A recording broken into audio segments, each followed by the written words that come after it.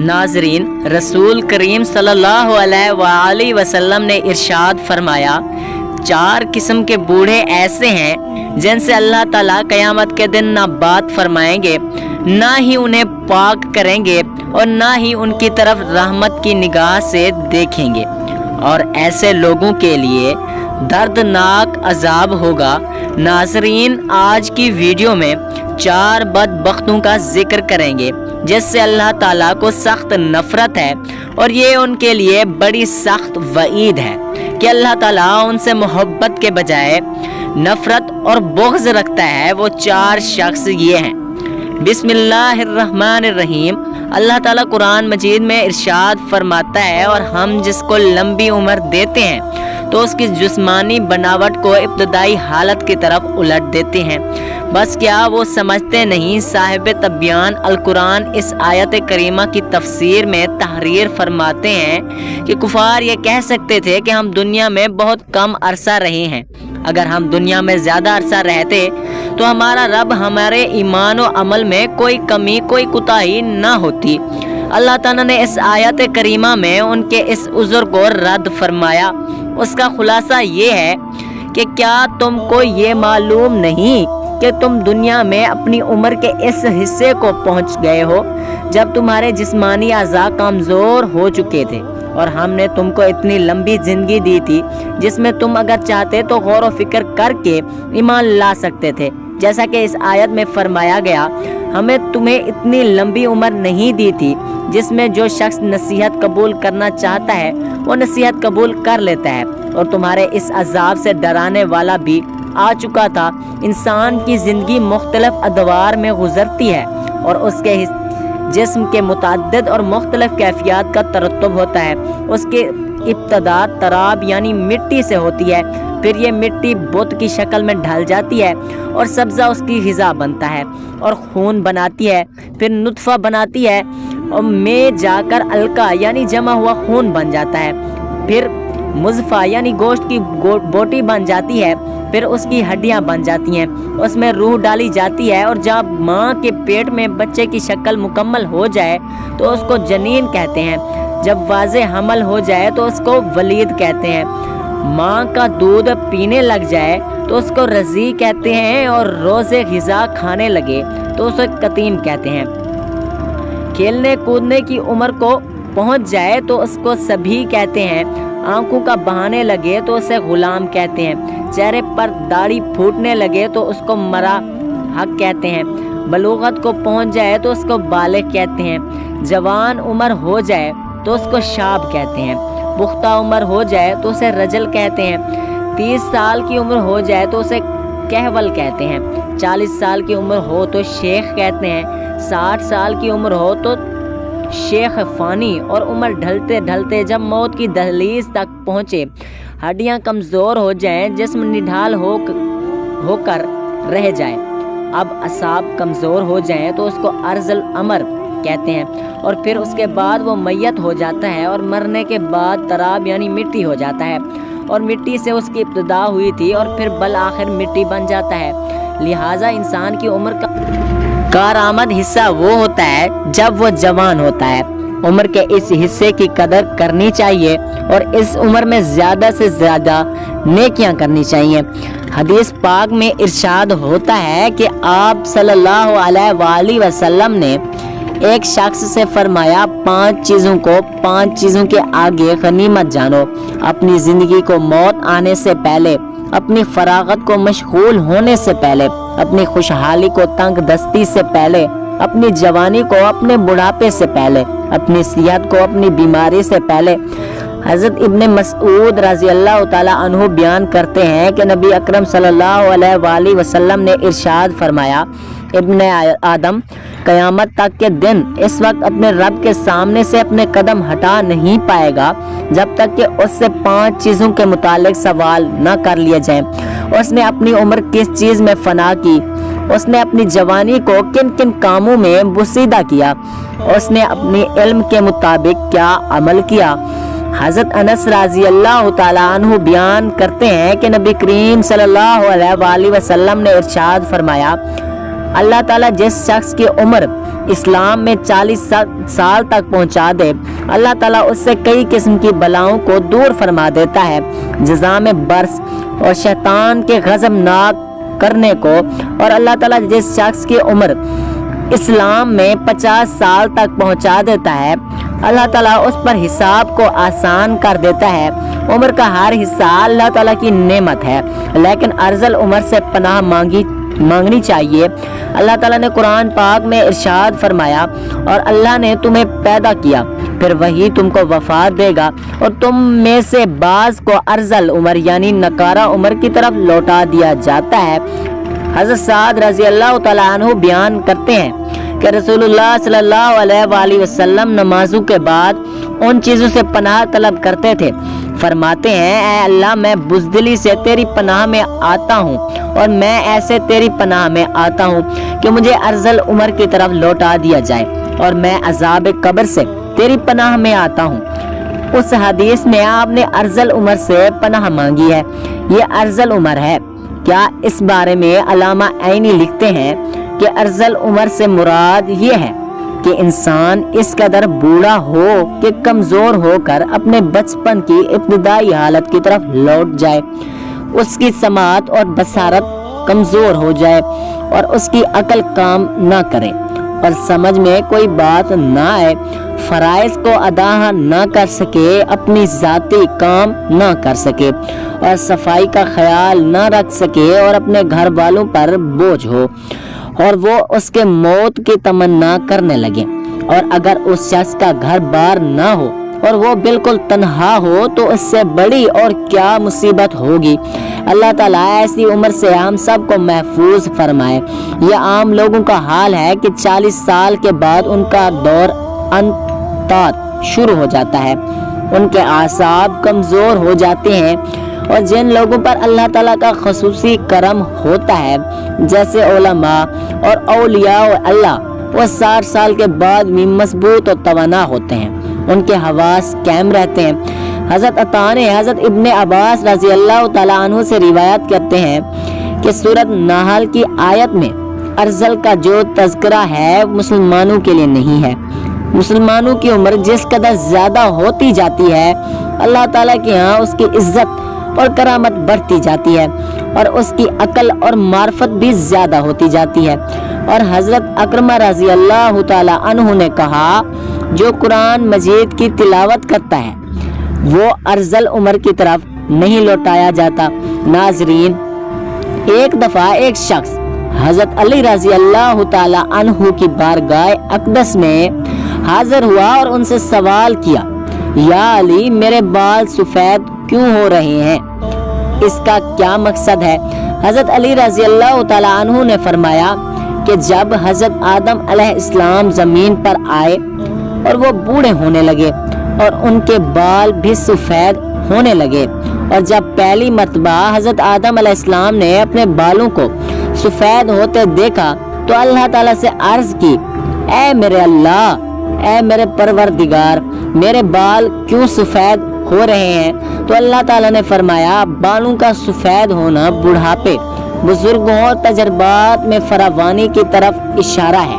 انسان کا بوڑھا ہونا انسان کو نفسانی خواہشات سے دور کرتا ہے، اور اس بات کو واضح کرتا ہے کہ جس سے مشورے لے کر آپ اپنے فیصلوں کو بہتر بنا سکتے ہیں۔ اس سے زیادہ بوڑھوں کے مشورے اللہ تعالیٰ زیادہ پسند کرتا ہے، یعنی کہ بوڑھوں کے پاس جو تجربات ہوتے ہیں وہ اچھا مشورہ دیتے ہیں، اور اللہ تعالیٰ ان کے مشوروں کو پسند فرماتا ہے۔ حضرت ابو ہریرہ رضی اللہ تعالیٰ عنہ فرماتے ہیں کہ میں نے حضرت محمد صلی اللہ علیہ وآلہ وسلم کو فرماتے ہوئے سنا ہے کہ جس مسلمان کے سفید بال ہوں وہ اپنے سفید بالوں کو نہ اکھاڑے، کیونکہ قیامت کے دن سفید بال بندے کے لیے نور بن کر ظاہر ہوں گے۔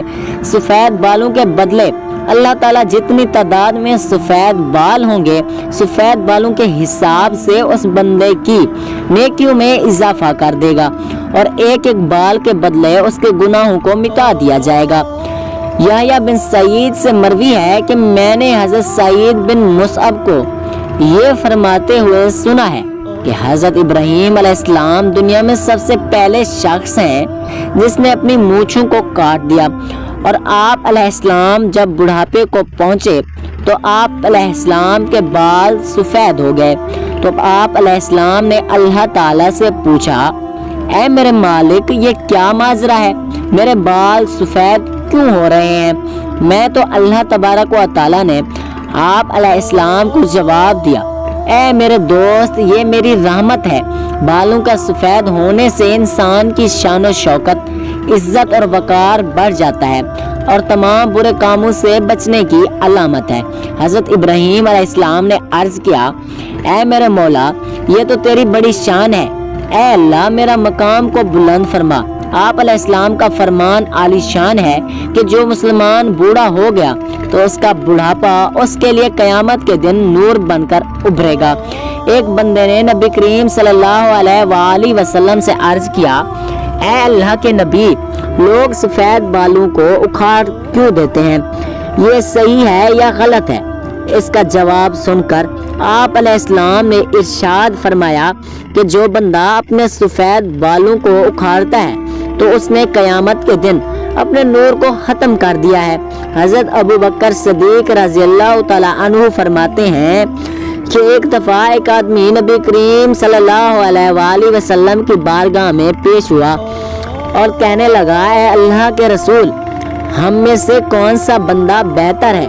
آپ علیہ السلام نے ارشاد فرمایا، جو بندہ بڑھاپے میں پہنچ گیا اس کی نیکیاں بہت زیادہ ہیں، وہ سب سے بہتر ہے۔ اس نے پھر دریافت کیا، کیا یا رسول اللہ صلی اللہ علیہ وآلہ وسلم، سب سے برا شخص کون ہے؟ آپ علیہ السلام نے فرمایا، جو بڑھاپے میں پہنچ گیا، اس کے گناہ زیادہ ہوں۔ حضرت انس بن مالک رضی اللہ تعالیٰ عنہ سے روایت ہے کہ رسول اللہ صلی اللہ علیہ وآلہ وسلم نے ارشاد فرمایا کہ جب تک بالغ نہیں ہوتا اس کے نیک عمل اس کے والدین کے حساب میں لکھے جاتے ہیں۔ جو کوئی برا عمل کرے نہ تو وہ اس کے حساب میں لکھے جاتے ہیں اور نہ والدین کے۔ پھر جب وہ بالغ ہو جاتا ہے تو قلم اس کے لیے جاری ہو جاتی ہے، اور دو فرشتے جو اس کے ساتھ رہنے والے ہوتے ہیں ان کو ایک حکم دے دیا جاتا ہے کہ اس کی حفاظت کریں اور قوت باہم پہنچائیں۔ جب حالت اسلام میں 40 سال کی عمر کو پہنچ جاتا ہے تو اللہ تعالیٰ اس کو 3 قسم کی بیماریوں، جنون و جزع اور برس سے محفوظ کر دیتے ہیں۔ جب 50 سال کی عمر کو پہنچتا ہے تو اللہ تعالیٰ اس کا حساب ہلکا کر دیتے ہیں۔ جب 60 سال کی عمر کو پہنچتا ہے تو اللہ تعالیٰ اس کو اپنی طرف سے رجوع کی توفیق دے دیتے ہیں۔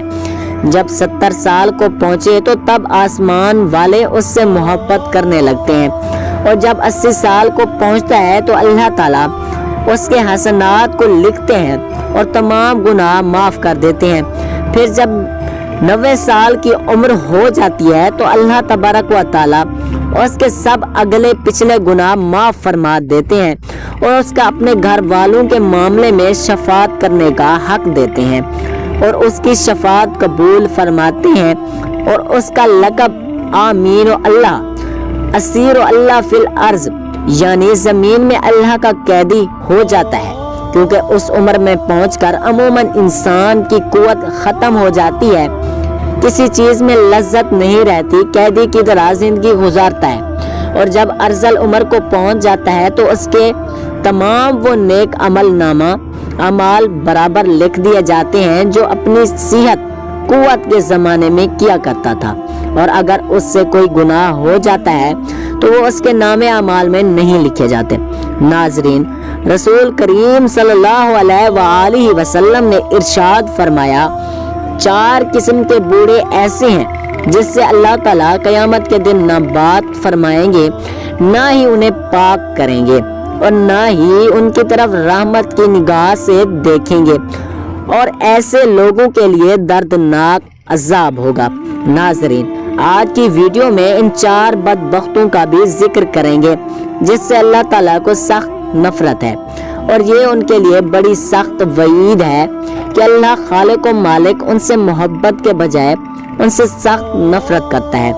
نمبر 1، قسمیں اٹھا کر مال فروخت کرنے والا، جو شخص اپنا مال فروخت کرتے وقت کثرت سے قسمیں اٹھاتا ہے، خواہ وہ سچی ہوں یا جھوٹی، اللہ تعالیٰ اس سے نفرت کرتا ہے۔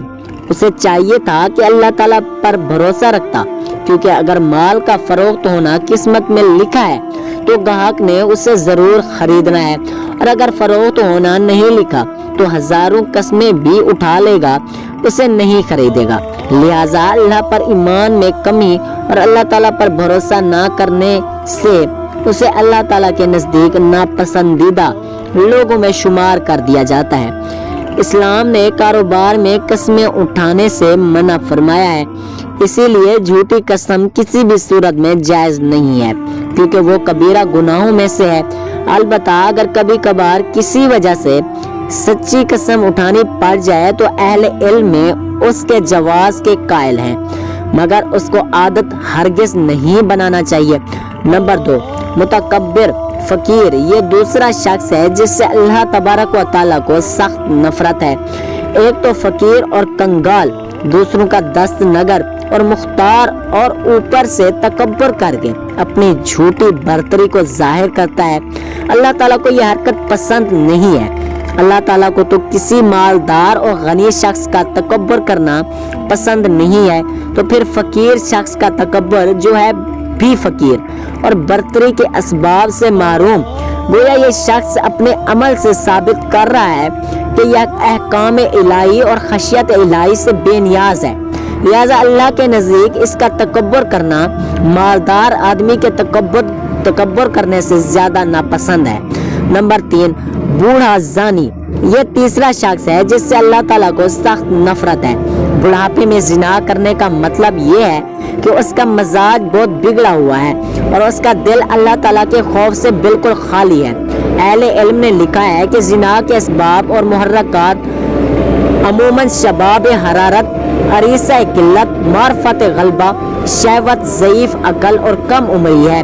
یہ تمام اسباب محرکات بڑھاپے میں ختم ہو جاتے ہیں۔ لمبی عمر متعدد تجربات کے حصول سے انسان کی عقل کامل ہو جاتی ہے، اس میں جماع کے اسباب اور عورتوں کی شہوت کم پڑ جاتی ہے، اور بچی کچی شہوت کو پورا کرنے کے لیے اس کے پاس حلال ذرائع یعنی اس کی بیوی موجود ہوتی ہے۔ لہٰذا اب اگر وہ زنا کرتا ہے تو اس کا مطلب صرف یہی ہے کہ اس کے اندر خشیت الہی نام کی کوئی چیز نہیں ہے۔ ایک حدیث میں آتا ہے کہ 3 آدمی ایسے ہیں جن سے قیامت کے روز اللہ تعالیٰ نہ بات کرے گا اور نہ انہیں پاک کرے گا، بلکہ ان کے لیے سخت دردناک عذاب ہوگا۔ ایک بوڑھا زانی، نمبر 2 جھوٹ بولنے والا حکمران، نمبر 3 متکبر فقیر، نمبر 4 ظالم حکمران۔ یہ چوتھا شخص جس سے اللہ تعالیٰ کو نفرت ہے۔ اللہ تعالیٰ نے اسے حکومتی اختیارات دیے تاکہ یہ اللہ کی زمین پر اس کے بندوں کے درمیان انصاف کرے، مگر اس کا معاملہ برعکس رہا۔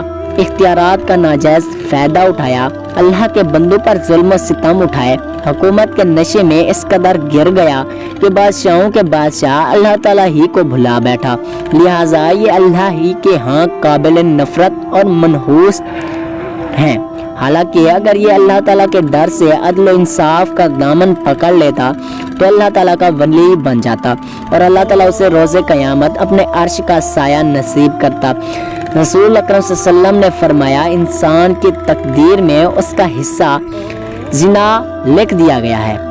جس کو خام خواہ کرے گا، زبان کا زنا بات کرنا ہے، اور ہاتھ کا زنا پکڑنا اور چھونا ہے، اور پاؤں کا زنا جانا ہے یعنی فحش کی طرف، اور دل کا زنا خواہش اور تمنا ہے، اور شرمگاہ ان باتوں کو سچ کرتی ہے یا جھوٹ۔ مذکورہ بالا حدیث کی روشنی میں محدثین کرام نے زنا کی 2 قسمیں بیان کی ہیں۔ نمبر 1 فعلی زنا، اجنبی مرد کا اجنبی عورت سے زنا فعلی زنا کہلاتا ہے، اور اس کے چند صورتیں ہیں: شادی شدہ اور غیر شادی شدہ کا، کسی نام محرم سے زنا، اجنبیہ سے زنا، بوڑھے آدمی کا زنا، زنا بالجبر یعنی زبردستی کا زنا۔ اگر زانی شادی شدہ ہے تو اپنے اقرار یا گواہان شرعی ثبوت سے زنا ثابت ہو جائے تو इससे रजम किया जाएगा और अगर गैर शादीशुदा हो तो 100 कोड़े लगाए जाएंगे। नंबर 2 मजाजी जिना, ये फेली जिना तो नहीं है मगर ये जिना फाली की इब्तदा है। फिर मजाज जिना की 5 किस्में। नंबर 1 जिनाउल अलऐन, ना महरम मर्द का ना महरम औरत को शहवत की नज़र से देखना, ना महरम औरत का ना महरम मर्द को शहवत की नज़र से देखना, आंखों का जिना है। नंबर 2 ना महरम मर्द का ना महरम औरत की बात शहवत से सुनना और ना महरम औरत का ना महरम मर्द की बात शहवत से सुनना कानों का जिना कहलाता है। नंबर 3 जिनाउल अल-लिसान, ना महरम मर्द का ना महरम औरत से शहवत और गलत बात करना, ना महरम औरत का ना महरम मर्द से शहवत और गलत बात करना जुबान का जिना है। नंबर 4 जिनाउ अल-अरकान, ना महरम मर्द का ना महरम औरत को शहवत से छूना और ना महरम औरत का ना महरम मर्द को शहवत से छूना हाथ पाँव का जिना कहलाता है। नंबर 5 जिनाउल कुफ्र बिल कलम, ना महरम मर्द का दिलो दाग में ना मेरे औरत का गलत ख्याल लाना और ना महरम औरत का दिलो दिमाग में ना महरम मर्द का गलत ख्याल लाना दिलो दिमाग का जिना है। मजाजी जिना की इर्तिकाब करने की सूरत में गुनाहगार होता है जिसका कफारा सिर्फ तौबा इस्तगफार है। नाज़रीन, अल्लाह तबारक व तआला से दुआ है कि अल्लाह ताला हमें सबको मज़कूरा बाला चारों कामों से बचाए रखे जिसमें अल्लाह और उसके रसूल की नाफरमानी हो। नाज़रीन,